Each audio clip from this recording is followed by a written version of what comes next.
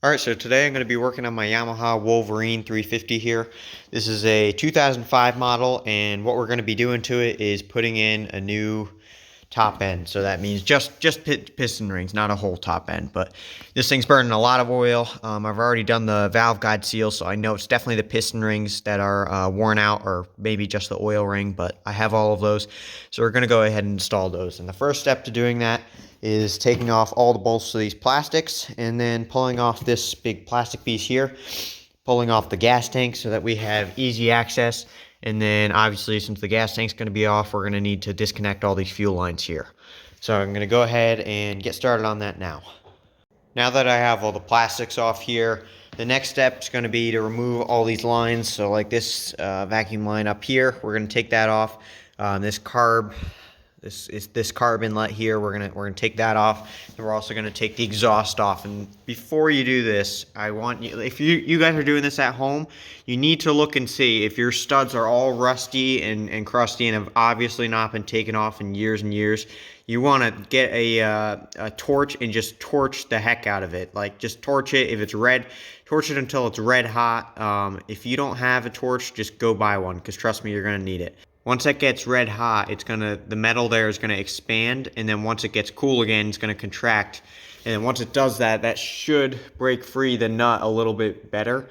So that way it'll be a little bit easier to get off. Now, if you do break your studs, and this is what I had to do, is what you have to do is you have to get the old stud out, or if you strip them out or something, get the old stud out completely. You're going to drill it out and then tap it to an M8 stud. So this is what I did. So now I have M8 studs in here.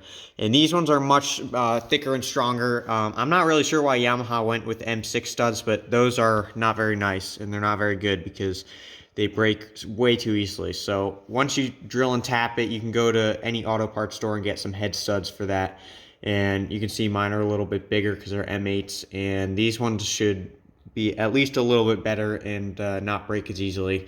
And once you reinstall everything, obviously you just want to smother it in never seize so that hopefully they don't seize up next time. But mine should be ready to go, so I'm gonna go ahead and take the exhaust off. We don't have to take the whole thing off. We're just gonna loosen this. There's a clamp in there. We're gonna loosen that up and then just take this off, and we should be good to go. Once we do that, we're gonna take off this top bracket there, and then just take off all these bolts for the head, and then take off this cover and remove the timing chain gear, and we can just pull the whole head right off.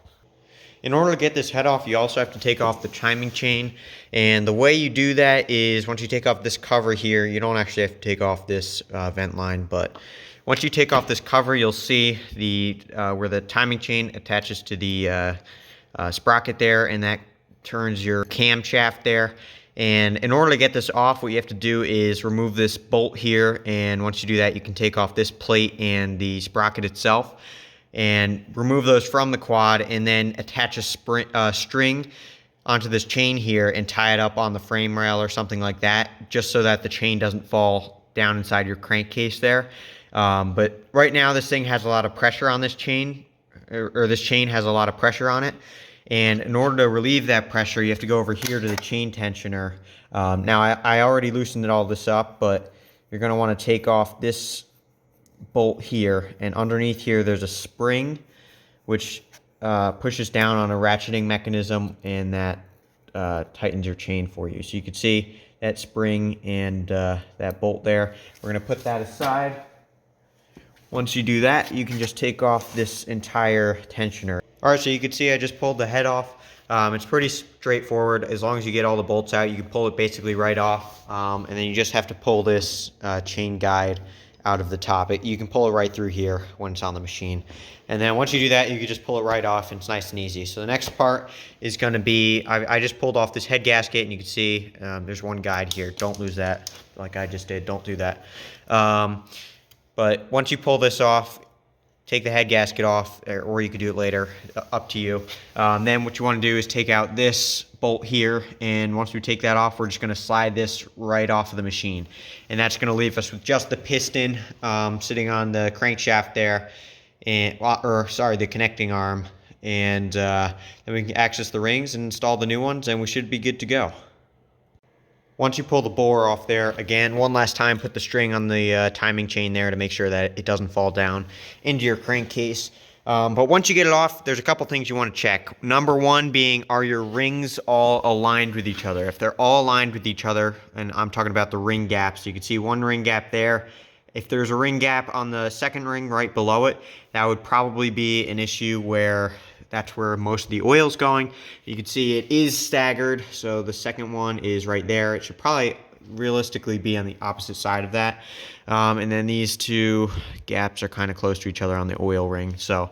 But since I already have the piston rings, I'm going to go ahead and change them out. Another thing you want to check for is play in your bearings here. So you want to check up and down. And there's a way you can measure this too, but I can feel, and it's hard to show on camera, but I can feel that there is no play there. Side to side, now you're gonna feel it because obviously the piston's still on it's sliding on your wrist pin there. But you can check down here. Side to side play is also not too bad. If there's an excessive amount, that's not good. There is a tolerance from Yamaha where you can go in the service manual and check in between where your wrist pin sits and then your crank there. So right in that gap, right here, let me see if I can get to see that.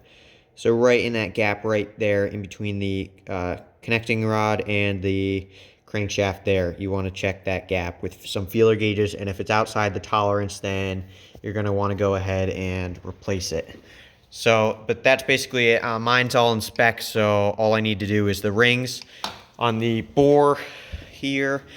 This is just basically by eye. You want to check and make sure. If you see a lot of scoring in there, that's not good. The rule of thumb is if you can stick your fingernail in there and you can feel the scratches and they get caught on your fingernail, they really should be honed out or bored out and repaired, or you just buy a new bore. But my bore has no deep scoring in it to where it's going to cause an issue or where my fingernail can get stuck on them.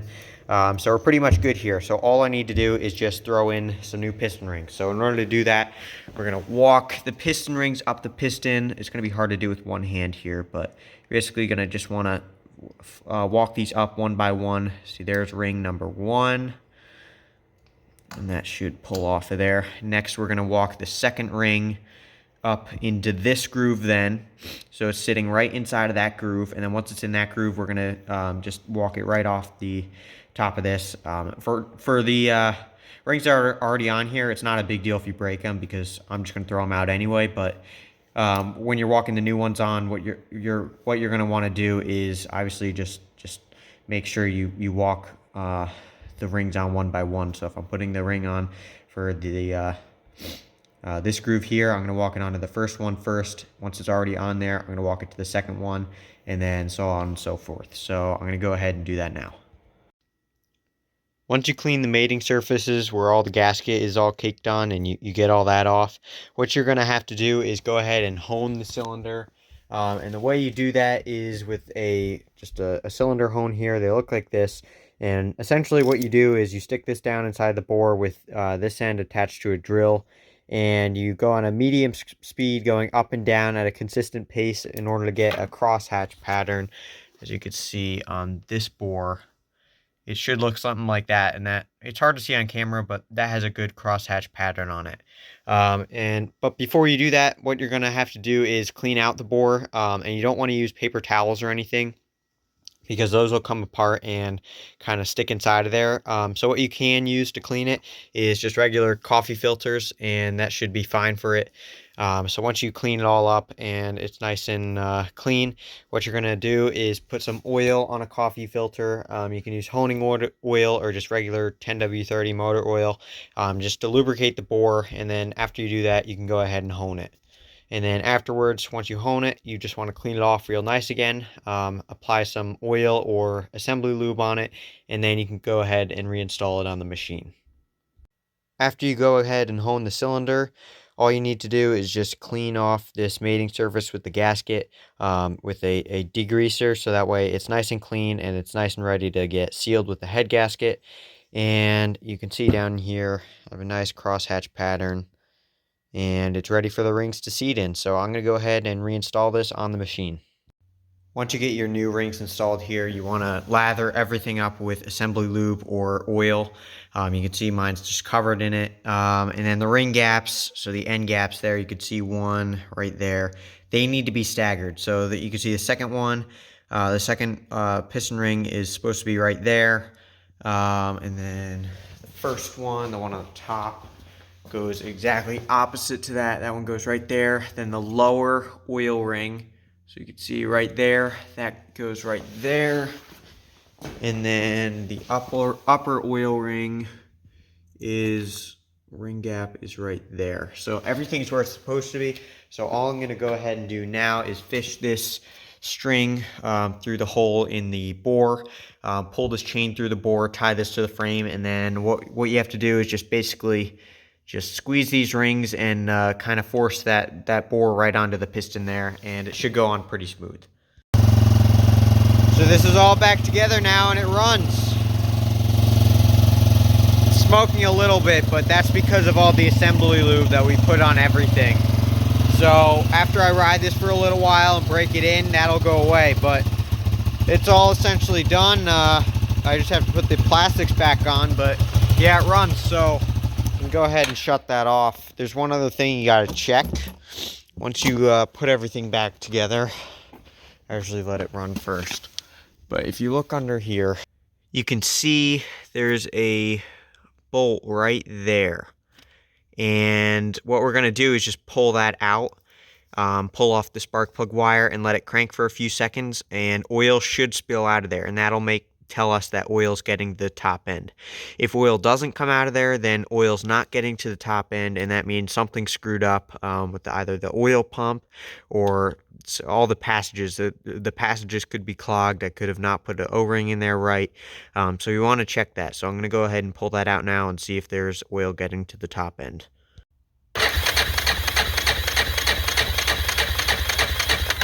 And there you go. The oil came right out of there. So that's now we know that the oil is getting to the top end. So I'll clean that up and put that plug back in. We should be good to go. All right, so this thing's running great. It's not smoking at all. The rings are pretty much seated now. What you have to do is you just pretty much go easy on it for the first full tank of gas, or you could go look at the service manual for this and find the break-in period. But what I usually do is I just go easy on it for the first tank of gas, and I never have issues. But this thing's pretty much all done now. So if you like this video, be sure to give it a thumbs up and subscribe, and thanks for watching.